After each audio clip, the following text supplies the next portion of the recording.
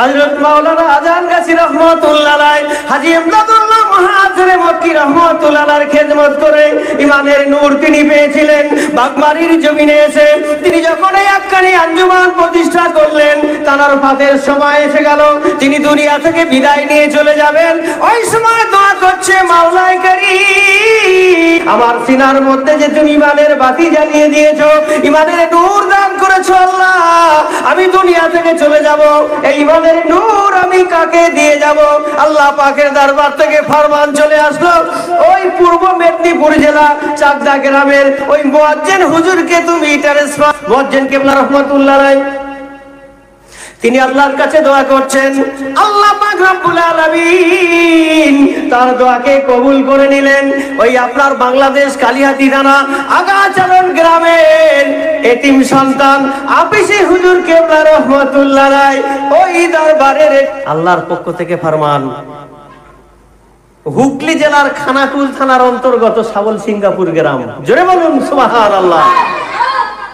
হুগলি জেলার খানাকুল থানার অন্তর্গত সাবল সিঙ্গাপুরি রহমতুল্লাহ আলাইকে 3 মুর্শিদের সিনার এলেম, তানার সিনা আর 4 মুর্শিদের সিনার এলেমের নূর বর্তমান হুজুর কেবলা নিয়েই সাবল সিঙ্গাপুরি রহমতুল্লাহ আলাইহি বলে গেছেন, হযরত মাওলানা সুমিউতি আজান গাছী রহমতুল্লাহ দরবার নূর নবীর কিস্তি, জোরে বলুন সুবহানাল্লাহ।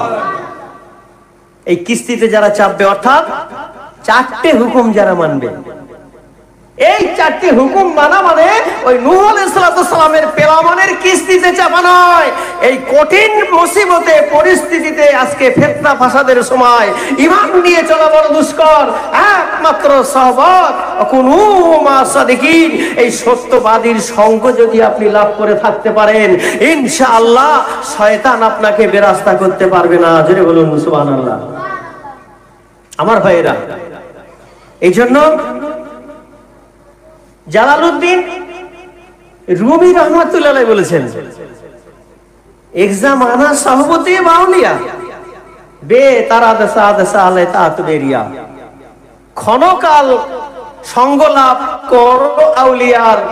যদি কোনো ব্যক্তি কামেল ওলি আল্লাহর হুকুমের এই উর্সেকুলের মজলিসে কিছুটা সময়ের জন্য বসে যায়, সে 100 বছরের বেরিয়া ইবাদতের সওয়াব হাসিল করে। বলুন সুবহানাল্লাহ।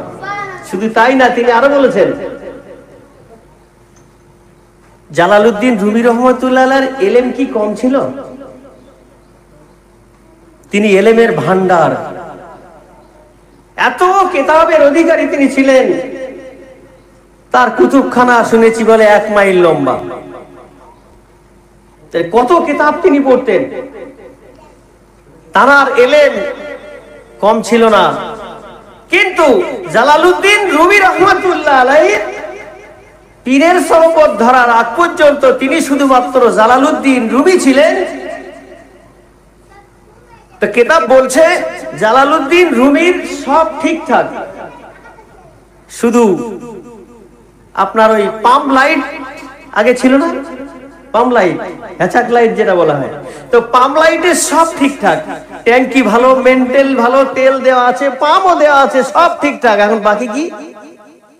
বাকি কি? আগুন জ্বালানো।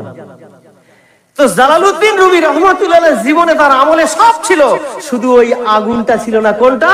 ইমানের নূর তার কাছে ছিল না। যখন হযরত শামসুত তাবরিজ রাহমাতুল্লাহ আলাইহির সহবতে চলে গেল, তখন তার সিনাটা আলোকিত হয়ে গেল। সুবহানাল্লাহ জেনে বলুন আমার ভাইরা। এই জন্য শামসুত তাবরিজ রাহমাতুল্লাহ আলাইহি প্রত্যেক কামিল ওলি আল্লাহদের এটাই ডিউটি, এটাই তাদের কাজ। জালালউদ্দিন রুমি রহমাতুল্লাহ আলাইহি তিনি এত শিক্ষার অধিকারী ছিলেন, হযরত শামসুত তাবরিজ রাহমাতুল্লাহ আলাইহির বয়স হয়ে গেছে। তো বয়স হয়ে গেছে, তিনি দোয়া করছে, আল্লাহ তুমি আমার সিনায় যে ইলম দিয়েছো, যে আগুন তুমি আমার সিনায় জ্বালিয়েছো, তোমার ইশকে মহব্বত যে আমার সিনায় দান করেছো, আল্লাহ এই ইলমটা আমি কার কাছে রেখে যাব? কাকে দিয়ে যাব এটা? আমার ভাইয়েরা, হযরত মাওলানা আজান গাছী রহমাতুল্লাহ আলাইহি, হাজী ইমদাদুল্লাহ মুহাজিরে মক্কি রহমাতুল্লাহ আলাইহির খেদমত করে ইমানের নূর তিনি পেয়েছিলেন। বাগমারীর জমিনে এসে তিনি যখন এই আক্কানি আঞ্জুমান প্রতিষ্ঠা করলেন, তানার ফাতের সময় এসে গেল, তিনি দুনিয়া থেকে বিদায় নিয়ে চলে যাবেন। ওই সময় দোয়া করছে, মাওলাই কারীম, আমার সিনার মধ্যে যে তুমি ইমানের বাতি জ্বালিয়ে দিয়েছো, ইমানের নূর দান করেছো আল্লাহ, আমি দুনিয়া থেকে চলে যাব, এই ইমানের নূর আমি কাকে দিয়ে যাব? আল্লাহ পাকের দরবার থেকে ফরমান চলে আসলো, ওই পূর্ব মেদিনীপুর জেলা চাকদা গ্রামের ওই মুয়াজ্জিন হুজুরকে তুমি ট্রান্সফার করে যাও। জোরে হবে না সুবহানাল্লাহ? সিনা আপা সিনার এলেন, এটা কোনো কিতাবে আসেনি। সিনা আপা সিনার এলেন তো চাকদা গ্রামের মুয়াজ্জিন কেবলা রহমাতুল্লাহ আলাইহি তিনি যখন তার একনিষ্ঠ খাদেম ও মুরিদ হলেন, তার এই আদর্শ চারটে মেনে চলতে লাগলেন, তো সুফি মুফতি আজান গাছি রহমতুল্লাহ সিনার ইলমটা মুয়াজ্জিন হুজুর কেবলা রহমতুল্লাহ সিনায় ভরপুর হয়ে গেল।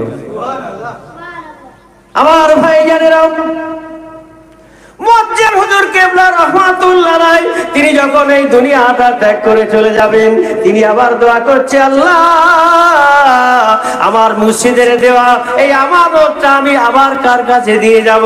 আল্লাহ এমন একজন ব্যক্তির সন্ধান তুমি দাও। জোরে বলুন সুবহানাল্লাহ।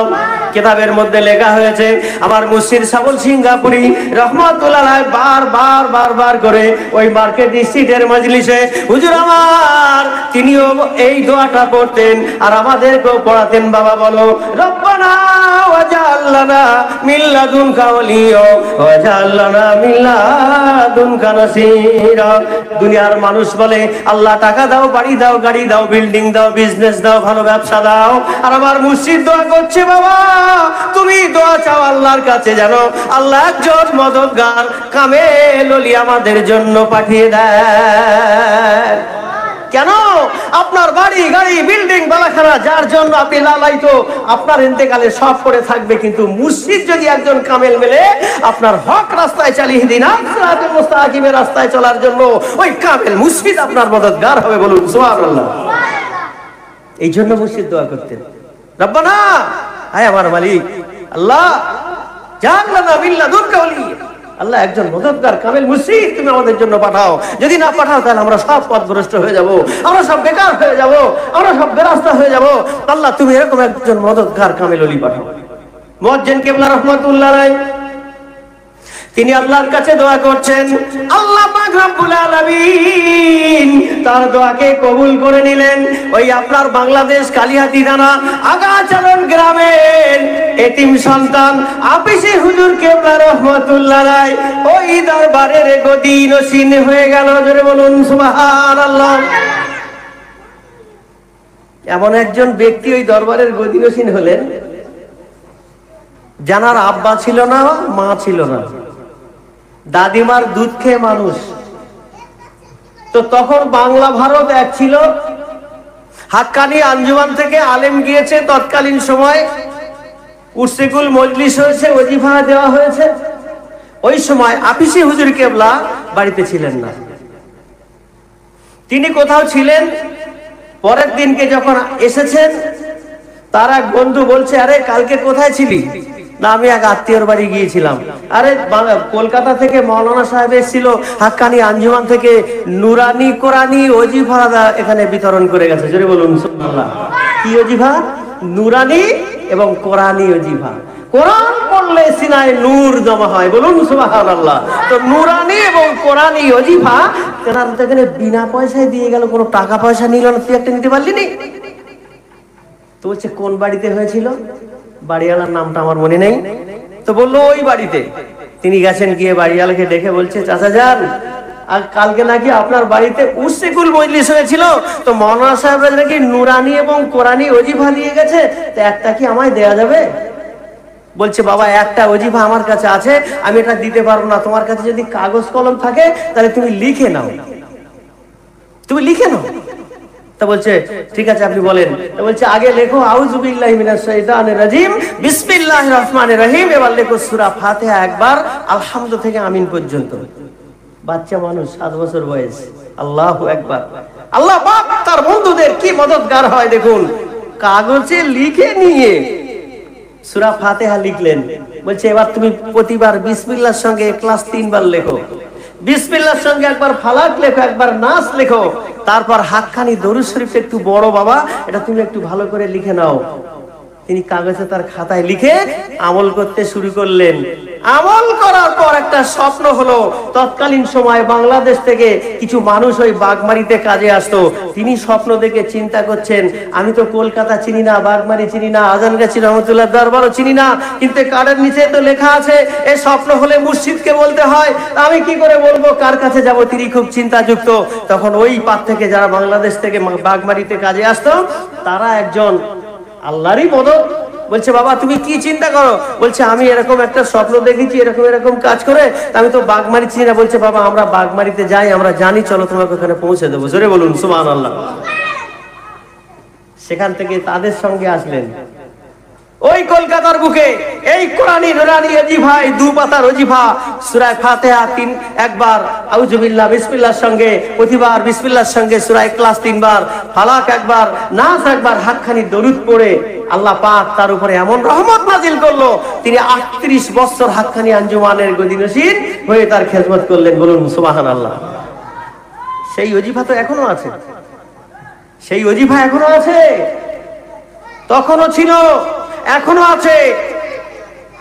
আল্লাহ রসুল সাল্লাল্লাহু আলাইহি সাল্লামের সঙ্গে যারা দুশমনি করত, তাদের ব্যাংক ব্যালেন্স ছিল না, বলকি তাদের বাড়িতে মদের ড্রাম ছিল। তারা নারী ভোগ করত, কিন্তু তাদের ব্যাংক ব্যালেন্স ছিল না, সাহারা ছিল না, বন্ধন ছিল না, এলআইসি ছিল না, স্বর্ণ জয়ন্তী ছিল না, গ্রুপ লোন ছিল না। তৎকালীন সময়কে সিরাজা মনিরা এই রওশন জ্যোতিকে পাঠিয়ে ড্রাম ড্রাম মদ নদীর স্রোতের মতো তারা ঢেলে দিয়ে তওবা করে নবীর কাছে কালেমা পড়ে তারা মুসলমান হয়েছিল। বলুন সুবহানাল্লাহ। তাদের ব্যাংক ব্যালেন্স ছিল না, আর আজ আমরা মুসলমান, আমাদের ঘর ঘর ব্যাংক ব্যালেন্স সুদ ভরা। সুফি মুফতি আজান গাছি রহমতুল্লাহ আলাইহি এই কোরআনের দলিল দিয়ে তিনি বলছেন, কোরআনের মধ্যে আল্লাহ বলেছেন যদি তুমি মুমিন হতে চাও তাহলে তোমাকে সুদকে পরিত্যাগ করতে হবে। যদি তুমি সুদের সঙ্গে জড়িত থাকো, জিন্দেগিতে তুমি মুমিন তো হতে পারবেই না। আর কি করবে? নিম্ন শ্রেণীর সব থেকে ছোট গুনাহ হলো তোমার মায়ের সাথে জেনা করা। এই জেনা কি আমরা কেউ করতে চাই? এক কথা বলেন না কেন আপনারা? না তো বলে দিলাম, কিন্তু তাহলে করি কেন? কত বড় কামিল মুর্শিদ তিনি! আমলকে খালেজ করার জন্য, আমলকে আল্লাহর দরবারে কবুল করানোর জন্য, এই সমস্ত গুনাহ থেকে বেঁচে থাকার জন্য তিনি এই আহ্বানটা করেন, বাবা তোমরা যে সিলসিলা, যে তরিকা, যে মাযহাব হও না কেন, তোমরা নামাজটি বিনা কাজায় আদায় করবে। কোন সিলসিলা নয়, তুমি যে সিলসিলায় আছো সেখানে থাকো, নামাজ তুমি বিনা কাজায় করবে। আর কি করবে? কোরআনের ওজিফা, এই নুরানি কোরআনি ওজিফা যেটা এতক্ষণ আপনাদের কাছে বললাম, এই ওজিফাটা তোমরা আমল করবে। তাহলে কি হবে? এই ওজিফাটা পড়লে 5 টাইম নামাজের পরে পরে যদি 1 থেকে 1.5 মিনিটের কোরআনের ওজিফাটা আমল করো, তাহলে তোমার আমল না 8 খতম কোরআন পড়ার সওয়াব হাসিল হবে। বলুন সুবহানাল্লাহ। আর কি হবে? এবার এই দুটো আমল, একদিকে কোরআনের আমল, একদিকে নামাজের আমল, এই দুটো আমলকে তোমাকে কবুল করাতে হলে তোমাকে তাকওয়া অর্জন করতে হবে, হালাল খানা তোমার ভক্ষণ করতে হবে। তাহলে হালাল খানা তাকওয়া যখন থাকবে, তখন তোমার নামাজও কবুল হবে, তোমার রোজাও কবুল হবে, তোমার যাকাত কবুল হবে, তোমার হজ কবুল হবে। তুমি যেখান থেকে দোয়া করবে সেখান থেকেই কবুল হবে। জোরে বলুন সুবহানাল্লাহ। ছেড়ে দাও, ছেড়ে দাও।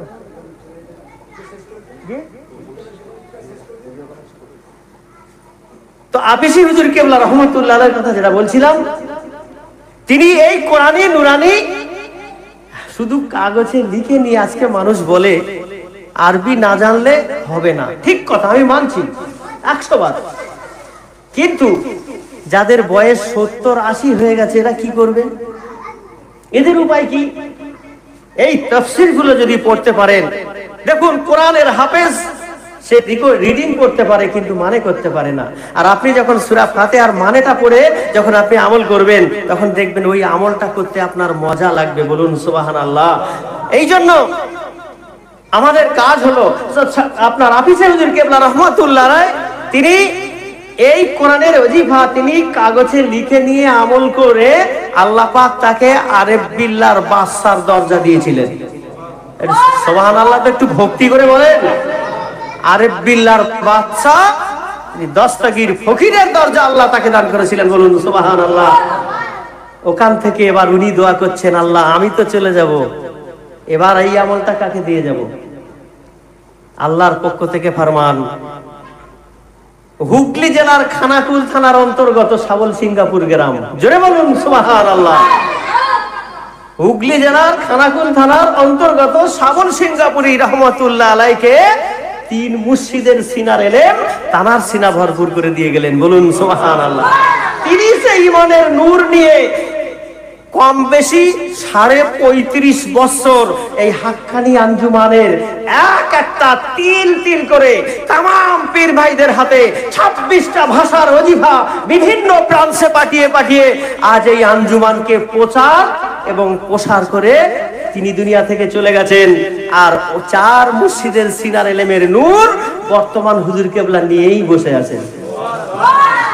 আল্লাহ পাক আমাদের সবাইকে এই কোরআনের ওজিফা আমল করার, হালাল খানা খাওয়ার তাকওয়া অর্জন করার, বিনা কাজার নামাজ আদায় করার, মুর্শিদের সহবতে থাকার আল্লাহ যেন আমাদের সবাইকে তৌফিক দান করেন। ওয়া আখিরি দাওয়ানা আলহামদুলিল্লাহি রাব্বিল আলামিন। দরুদ শরীফ। আল্লাহুম্মা